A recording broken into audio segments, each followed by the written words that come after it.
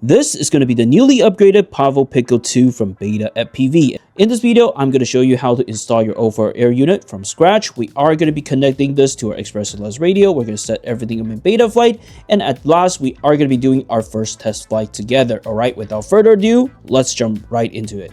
Before we begin, if you can, please help me like and subscribe as this is going to keep my content flowing. Thank you. Okay, first thing first, let's look at what you actually get in the box. Most obviously, you're going to get your PNP drone without VTX. You will be getting all the accessories that you need to mount this drone, so all the screws, gummies, and antennas. You will also get a bag of spare props and a dongle and a cable. This is very important because you are required to use this to connect your drone to your beta flight, so do not lose this little piece. Next in the box, you are going to be getting two pieces of camera mount. So the one on the left is for O4 Lite and the one on the right is going to be O4 Pro. But since O4 Pros are so hard to find, we are going to be working with this build for the O4 Lite. And obviously, to get this installed, you have to prepare your own O4 unit. Next, we are going to be installing the O4 air unit on top of this drone. So the first thing I want you to bring out this piece of canopy. You're going to have removed this little piece off the bottom. We're going to be adding some gummies at the holes right here. So you're going to pick up the gummy that looks like that. So just look at this. You're going to see that there is going to be one side that is smaller, one side is bigger. So the smaller size goes here and the bigger size goes to the frame later. We're going to do that. Okay. I don't know. Let's try to see if we can squeeze this in. This is going to be the hardest part of the entire video. I don't care what you do. Just try and squeeze and stuck it in. And yep, just do whatever you have to. All right, so we got our first one. I'm just going to be finishing the rest off screen because it's really hard to do it via the camera. All right, so once you're done, this is going to be the outcome that you will be getting. Okay, so next step, we are going to be mounting the camera. Just bring out the topper canopy and bring out your O4 air unit. You're going to have to remove the cable that is already on here because we already have a cable right here. So we do not need the original cable that is coming with the O4 unit. We're going to be using one of the shorter antennas that is provided by Beta FPV.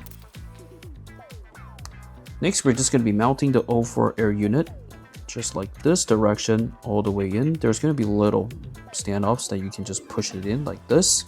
Next, you're just going to be pushing the camera unit into the casing.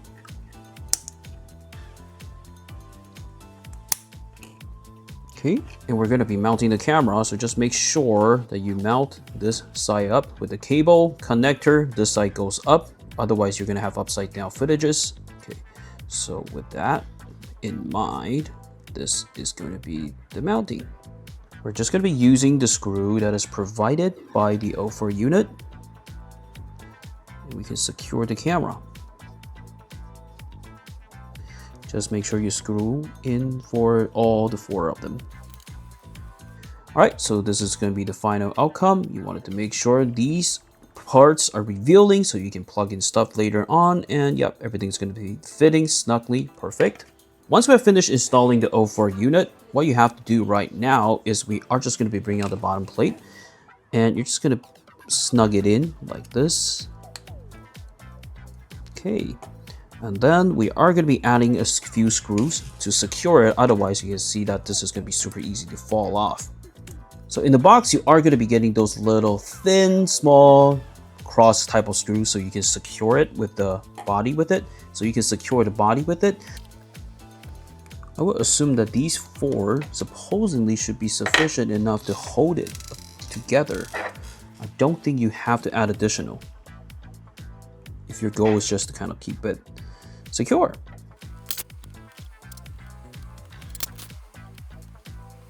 Okay, so these two I think can use the same screw to secure.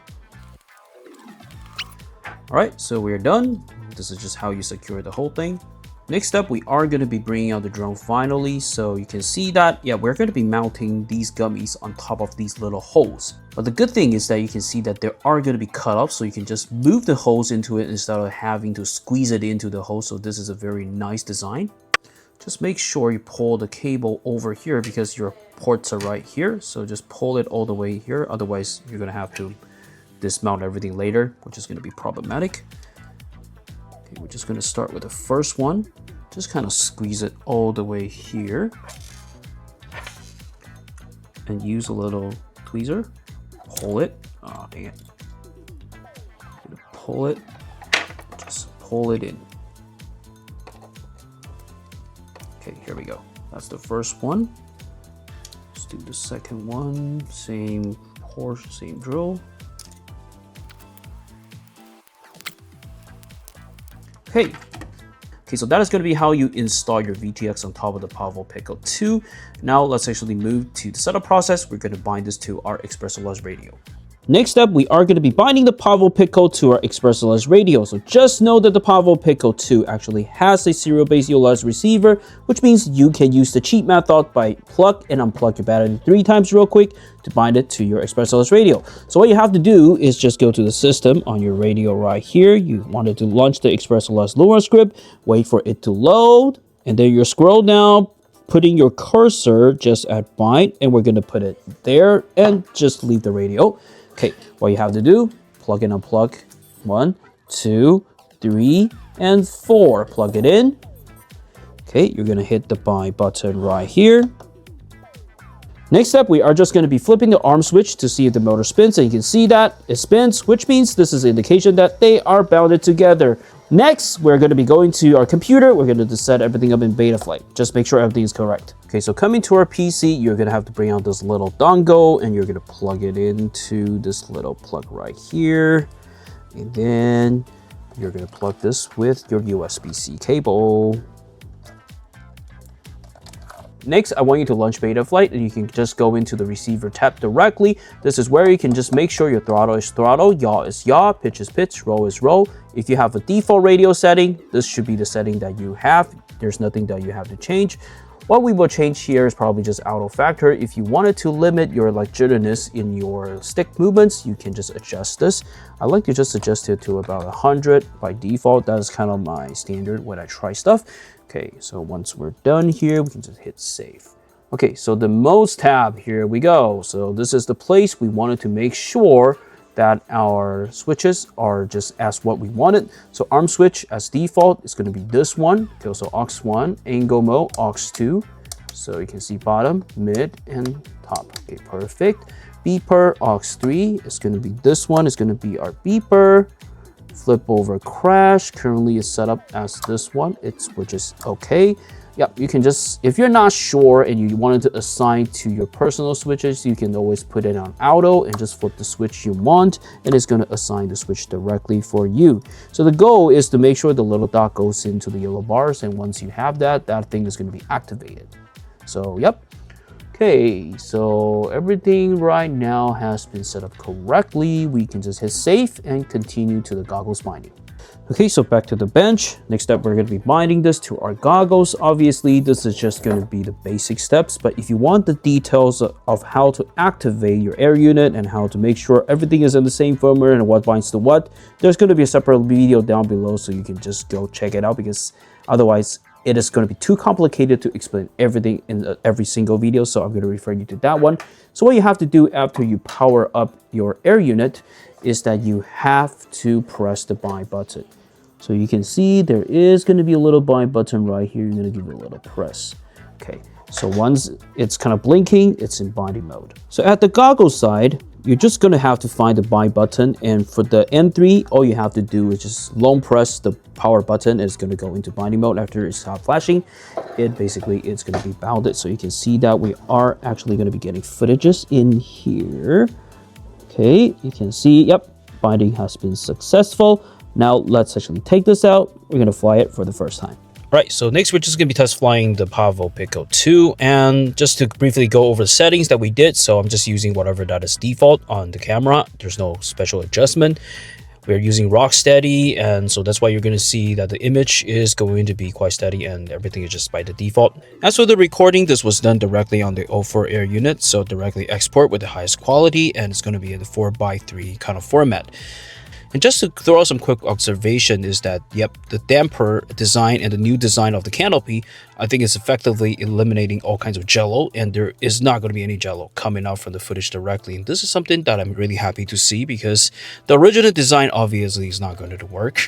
So if you have the original Pavo Pico, I would strongly suggest you at least swap the frame out, so you will kind of eliminate the problem from the get-go instead of have to do a lot of remedies at post and probably you won't be able to fix it.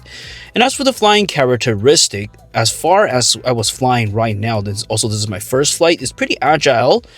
If you're planning to do some freestyle and acro movements, at least you won't feel that there is going to be lacking a lot of power. So for the current rates that I'm flying right now, you can see that I'm kind of bubbling up and down because it's a little bit sensitive. I will still probably adjust it a little bit later on to fit my liking because this is not the rates I'm pretty familiar with. It's a little bit too agile. I like it to be a little bit more numb because that is just kind of my habit. All right, so that is basically going to be this short tutorial of how to install and set it up for the first time. And if you have additional questions, feel free to drop a comment down below. Again, additional resource if you wanted to know more about the binding process of binding phrase whatsoever, how to set up your goggles, how to set up your O4 air unit for the first time, links are going to be dropped down below for your easy reference. And yep, all right, I'll see you in the next one. Happy flying. Bye for now. This is where opportunity meets chance.